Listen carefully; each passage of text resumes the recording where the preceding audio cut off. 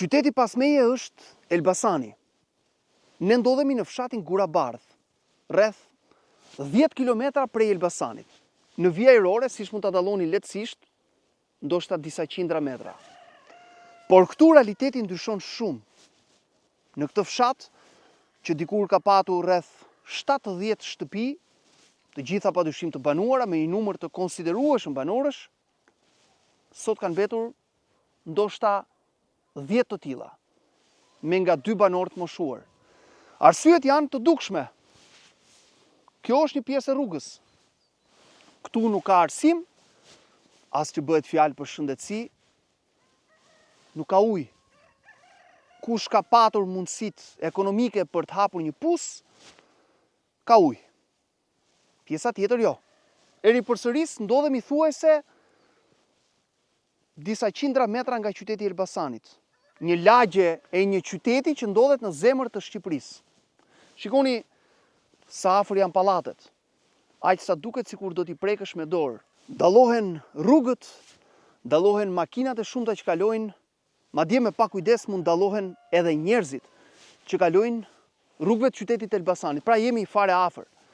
Dhe Gurabardhi ndodhet këtu, me syt nga qyteti i Elbasanit, por i lënë në këtë gjendje. Sigurisht shtëpitë e fshatit Gurabardhi janë të shpërndara në të gjithë Kodrën dhe është e pamundur t'i përfshish në një pamje të vetme. Kanë mbetur një grusht banorësh në harres të plot, të cilët vuajnë edhe shërbimet më minimale për të jetuar. Si mund të jetohet kaq afër Elbasanit, të lënë plotësisht në mesjet. Dhe ripërsëris, le të llogarisim pas se si duhet jetojë një fshat që ndodhet fare larg, kilometra, në zona të thella. Këtu jemi në një lagje të qytetit të Elbasanit. Këtu jemi në një vend që duhet lulëzonte nga zhvillimi, që duhet kishte rrugë, që duhet shfrytëzonte këtë pamje të bukur të vetën për të zhvilluar, qoftë me pemtarin, me blegtorin, duhet kishte shkollën, duhet kishte shërbimet e nevojshme. Por nuk ka as ujë, as shkollë, as shëndetësi dhe as asgjë. E kemi ndërmarrë këtë rrugtim në shumë fshatra për të treguar të vërtetën.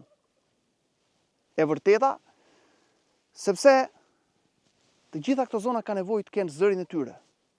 Banorët e tyre ka nevojë të rrëfejnë, të tregojnë, të dëshmojnë se si jetojnë. Dhe kjo vetëm për shkak të dashurisë për vendin, për asgjë tjetër.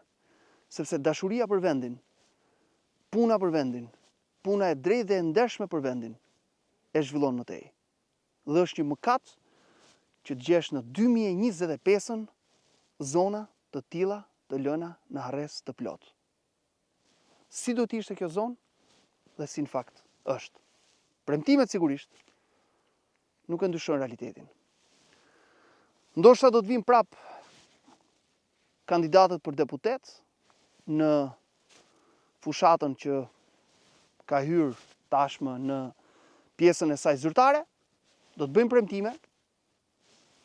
A do të ndryshojnë diçka? Shikoni si është gjendja.